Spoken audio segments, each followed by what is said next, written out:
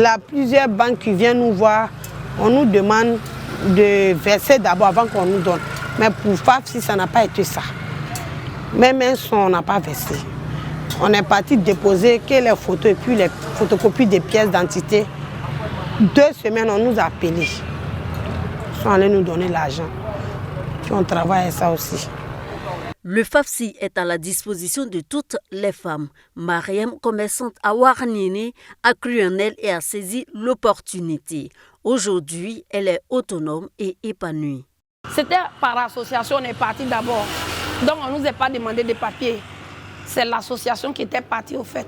C'est au premier tour on a duré au fait. Sinon, une fois qu'on dépose là, on n'atteint même pas 2 mois. Cette fois-ci, là, je crois que 15 jours. Et puis j'ai touché mon argent. J'ai commencé à travailler.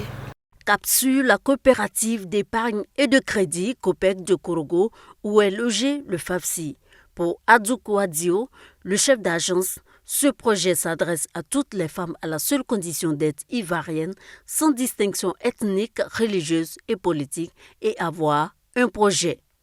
L'analyse financière et celle du dossier suivront. Si l'engouement pour le fonds est grand, les bénéficiaires ont eu des sommes différentes. C'est après 2 tentatives que Sita finit par avoir son premier chèque. Notre première demande même, on n'a pas pu avoir. Parce que le début, là, on demandait beaucoup d'hommes dans le groupe.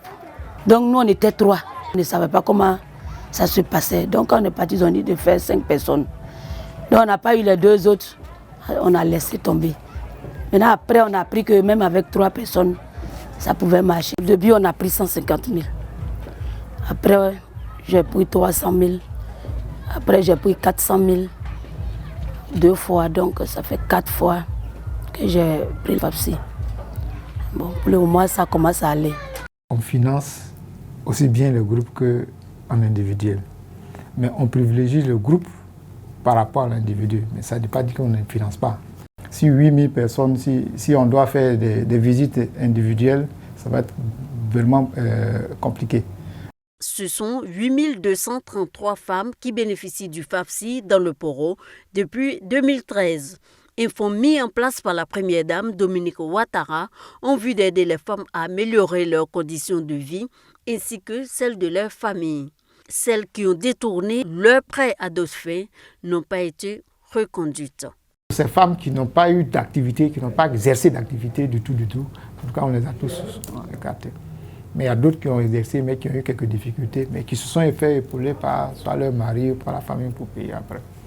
Le FAFSI reste un outil efficace dans l'autonomisation de la femme. Près d'1,130 milliard de francs CFA investis dans le Poro pour le bien-être des femmes.